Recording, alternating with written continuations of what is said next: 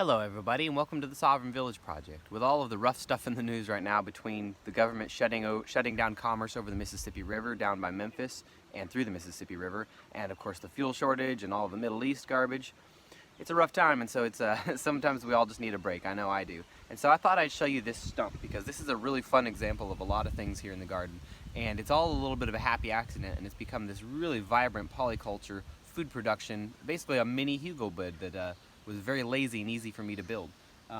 This stump was here already, and it's off to the side of the kitchen garden right here. And it had some dirt in it, and I threw a little bit more dirt and a little bit of compost because it was just right there, and it's still getting enough sunlight. So I figured I would just throw all my extra stuff in it. Every time I had a handful of extra seeds, toss it in there with no real plan, just to see what happened.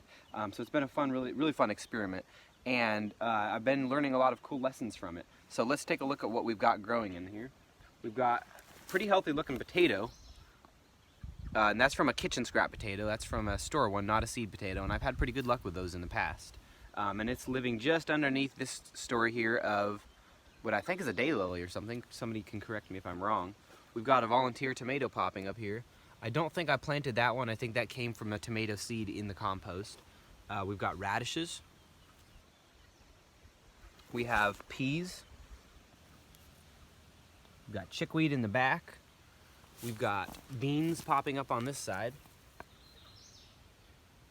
We've got, I forget the official technical term, but sticky weed, which is an edible and very nutritious for you.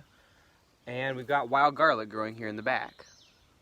All of this in maybe a 20-inch stump with no formal planting, no official soil amendments. I just put whatever I had in there, and it is doing so well. And this is a great example of how healthy a polyculture can be.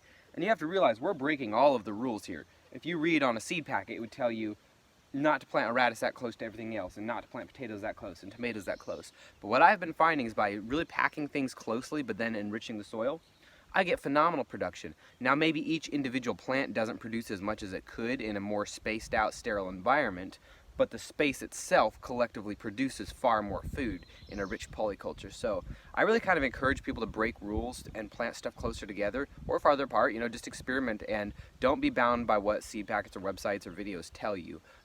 You can make mistakes, it doesn't matter. Seeds are almost free, they're so cheap. And they are free if you keep saving them, they're indefinitely producing. So you've got nothing to lose by experimenting, and an experiment like this really provides you a great learning opportunity and a really fun spot to come in the garden and see what we've got going on. So that's my happy little polyculture stump, everybody. I hope you picked up something from that and gave you some ideas of things to try in your garden. I'd love to see other people's suggestions of fun things to try to make into planters. Everything is fair game around here. Anything can be turned into a planter, and often is. Well, everybody, I hope your day is going well. I hope you're weathering all of these crises really well. In the meantime, stay safe, be well, and happy homesteading.